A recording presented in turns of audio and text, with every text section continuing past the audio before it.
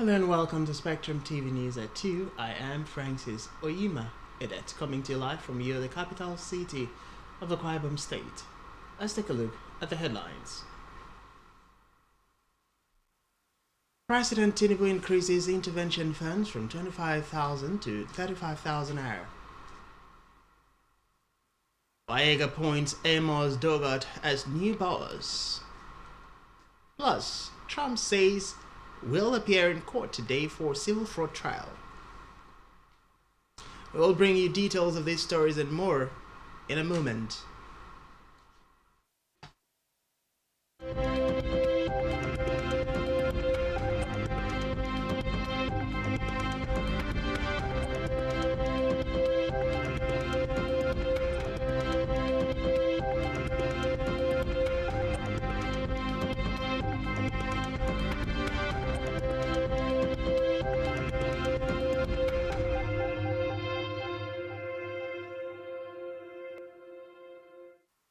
Many thanks for joining us. First in the news this afternoon is Nigeria's leader, President Bola Tinubu, has approved 35,000 provisional wage award for all federal government workers.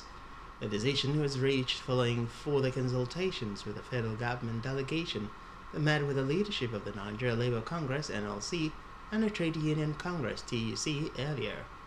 In a statement signed by Muhammad Idris, the Minister of Information and National Orientation, the government further highlighted the outcome of the meeting with the organized labor, where it called on the labor unions not to embark on strike, insisting that issues and dispute can only be resolved when workers are at work.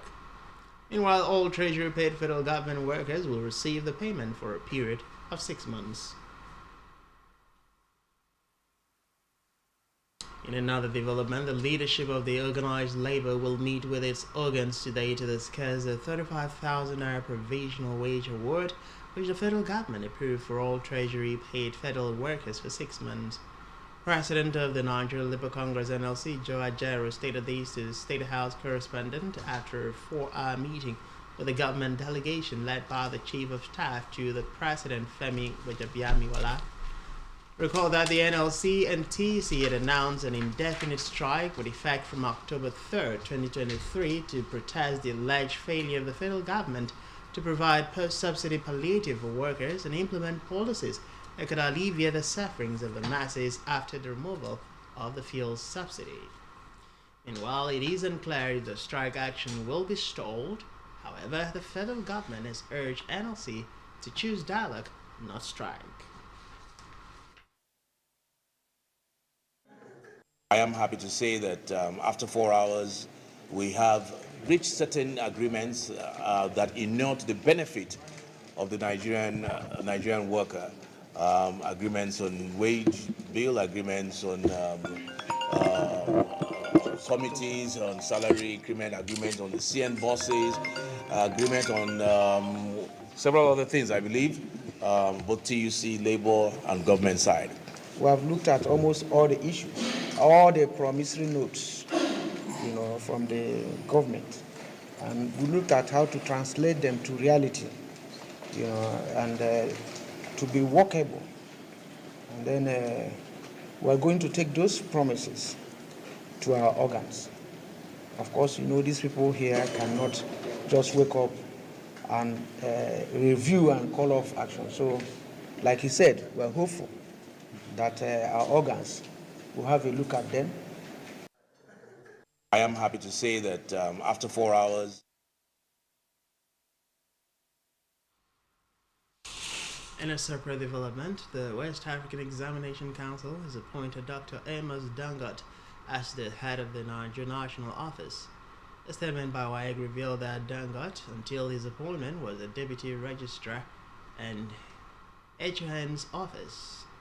A statement further stated that he joined the service of WAEC in 1998 as an assistant registrar too, rose through the ranks to become a deputy registrar in April 2018 and won the Nigeria Examinations Committee's commendation for transparent conduct of examination between 2000 and 2006. Meanwhile, Amos succeeds Patrick Arrigan, whose tenure ends this month. In another development, the Niger Police Force (NPF) has begun the collation of names of its junior officers who graduated with Bachelor of Science (BSc) or Higher National Diploma (HND). Recall that in a police wireless message from the force headquarters at Mean and Welfare, Abuja, dated 29 September this year, heads of all commands were directed to, as a matter of urgency, forward a comprehensive list of all inspectors, as well as ranks and files serving under them with BSc or HND certificates, and the Office of the Inspector General's Secretary emphasized that the list must be submitted on or before October 6, 2023, without a compelling reminder. It has been gathered that the NPF is planning to promote their graduates in the force to the senior rank of the Superintendent of Police Cadre.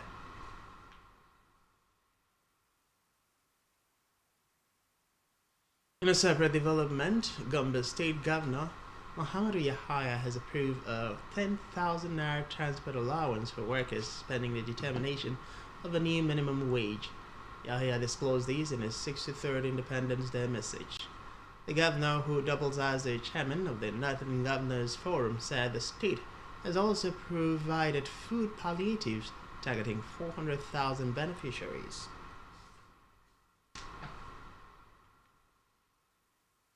In another development, 9 persons have been confirmed dead after gunmen attacked Adu village in Kwal district of Bassa local government area, Plateau State. Spokesman for the Miango Youth Development Association, Nuhu Bitrus, confirmed the death of the villagers today, saying it happened around 9 p.m. Britus added that the attack had led the community to cancel its activities earlier planned for the celebration of Nigeria's 63rd anniversary, and had instead turned the event slated for into a day of mourning and prayer for the safety of the people. Meanwhile, Cross River State Governor Basia II has officially reopened Marina Resort, which was shut down months ago following a boat mishap that claimed the lives of 3 students. Speaking during the reopening, Governor Basia II said the relaxation and tourist center was back, and they would continue to develop it to international standards.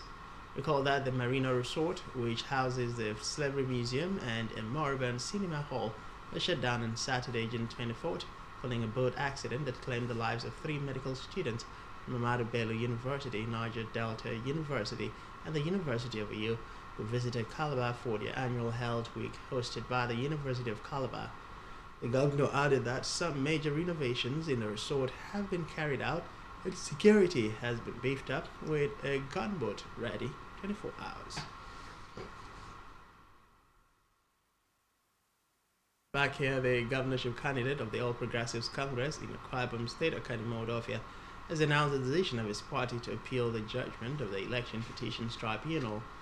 Recall that the 3-man panel led by Justice Adekunle Adeleye last week dismissed the APC candidate's petition on the grounds that the allegations of substantial non-compliance with the electoral law and the conduct of the elections were not sufficiently proved by the petitioner. In a statement, Odofia said the decision of the tribunal regarding the outcome of the March 18, 2023 governorship election was shocking, unjust and unacceptable, adding that the APC in the state was disappointed as to how the tribunal arrived at those outcomes in the face of glaring evidence of infractions on the Electoral Act and the 1999 Constitution.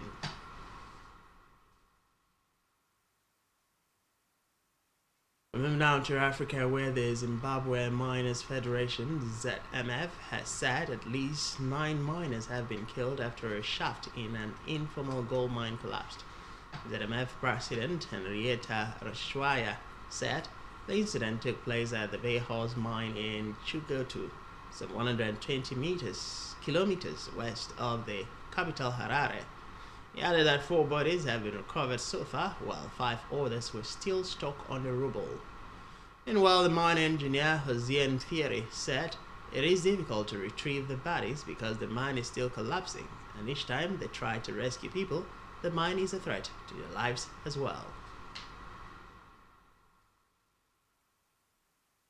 In Africa, Gabon's new leader held talks with Congo president aimed at improving ties between the countries. Gabon's leader Oligui said that his visit was aimed at improving the ties and easing Gabon's international isolation as well as sanctions following the coup. Recall that Gabon was suspended from the African Union and the Economic Community of Central Africa States (ECCAS) after the change of government, and ECCAS had also ordered the immediate transfer of its headquarters from Gabon's Libreville to the Equatorial Guinea capital, Malabo.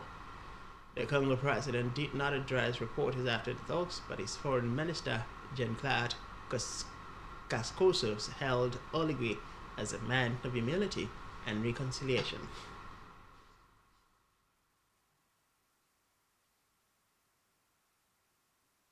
On a foreign scene, former US President Donald Trump said he plans to appear in a New York court today for the opening of a trial in which he is accused of a years-long scheme to inflate the value of real estate and financial assets.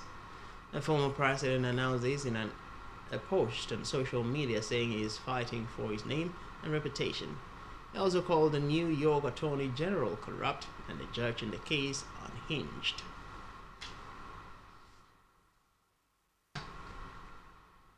Still on the foreign scene, the huge fire at the police complex in Egypt has injured at least 38 people. Reports say firefighters managed to contain the blaze at the facility in Ismailia, and local hospitals have been placed on alert. The cause of the fire is unknown, and the government has not commented. However, civil defense sources said that the fire caused part of the headquarters of the Directorate of Security to collapse. Meanwhile, Egypt's health ministry has sent 50 ambulances and 2 military aircraft to the building, with at least 24 people being treated for asphyxiation along with 2 from burns.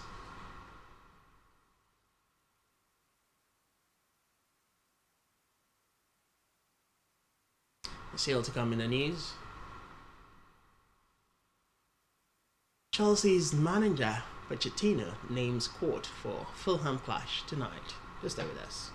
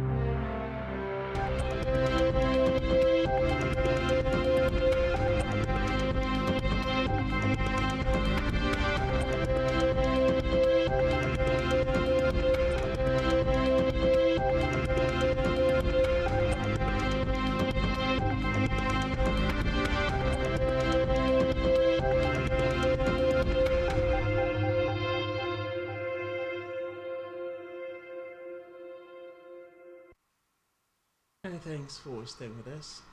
Now to the rest of the news stories. On a business news, the Nigerian Exchange Limited will see its market capitalization depreciate by 8.69 billion naira as Capital Hotel PLC announced its delisting from the bourse. Recall that the company announced its voluntary delisting from the exchange as recommended by the board of directors. The company in a statement said the exchange approved the delisting application subject to Capital Hotel's evidence of opening an escrow account in the registrar's name and evidence that shareholders who have accepted to exit have been paid. The company added that the delisting provides the opportunity to strategize for better performance, minimize costs, and stay competitive within its industry.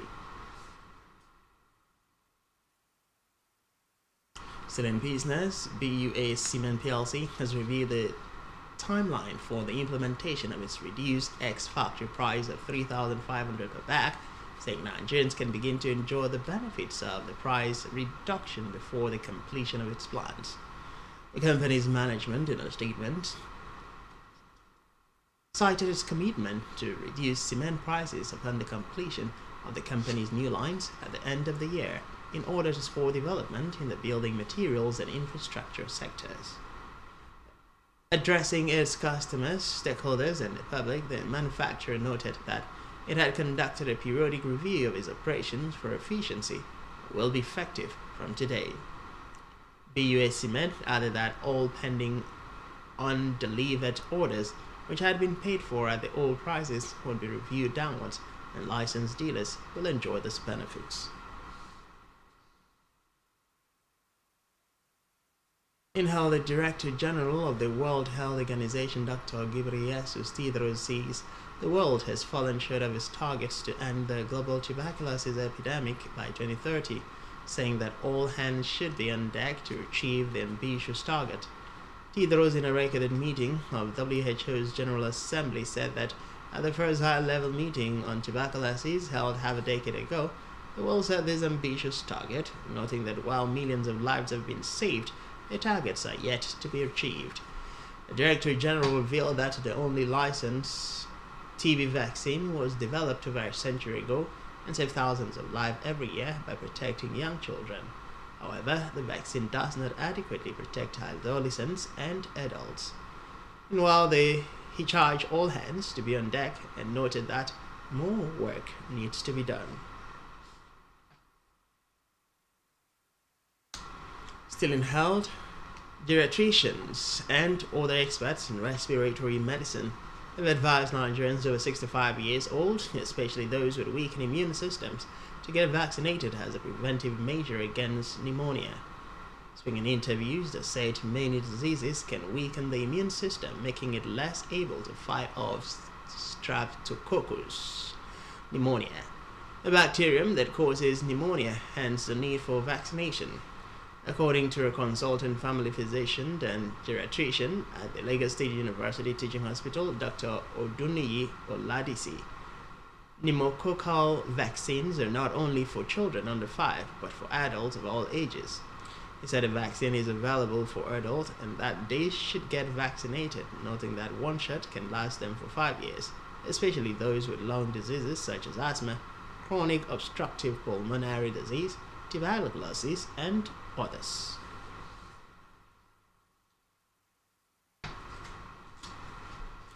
In sport, Chelsea manager Mauricio Pochettino has listed players that will be featured in the club's clash with Fulham in the Premier League tonight. Recall that some key players have been struggling with injuries early in the season and also have to deal with suspensions. Meanwhile, the Chelsea squad for tonight's game include goalkeeper Rob Sanchez, Dijon Petrovic, defenders Axel Disasi, Thiago Silva, Levi Colwill, Mark Cucurella, Ian Matson, Alfie Gilchrist, and Joseph Broking. Midfielders Enzo Fernandez, Moses Chesido, Conor Kalinga, Leslie Ugochukwu, Connie Chukwuemeka. Attackers Raheem Sterling, Makolo Modric, Dave Washington, Amando Broja, Cole Palmer, and Noni Madueke. Still in sports, 43 days after the conclusion of the 2023 Women's World Cup in Australia and New Zealand, Nigeria Football Federation and the Super Falcons seem headed for another showdown after the players stated that they were treated like slaves following their unpaid bonuses and allowances over the years. Recall that the Nigerian ladies threatened to boycott their opening game. They eventually sealed an agreement with the NFF that they would receive a $100 daily camp allowance, a $3,000 win bonus and a $1,500 bonus for a draw. FIFA later announced that each player at the tournament would receive a minimum of $30,000. According to the Athletics, the players claimed they had received less than half of their daily camp wages and no match bonuses from the NFF.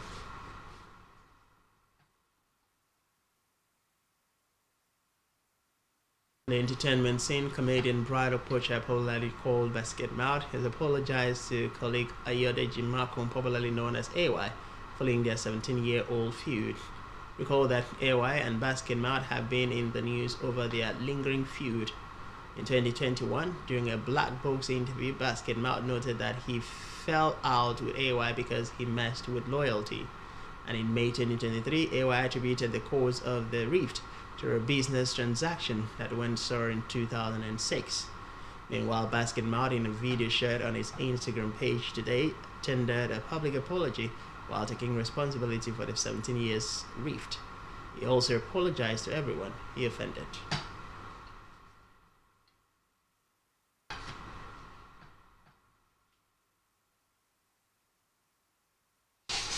Still on entertainment, American rapper Cardi B has reacted to Kanye West's allegations about her.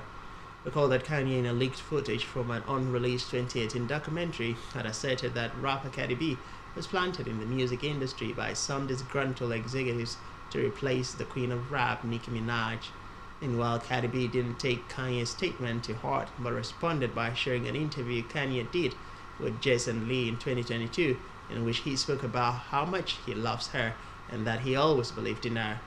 She also added a love emoji to the video without directly addressing the other video where Kanye was being critical of her.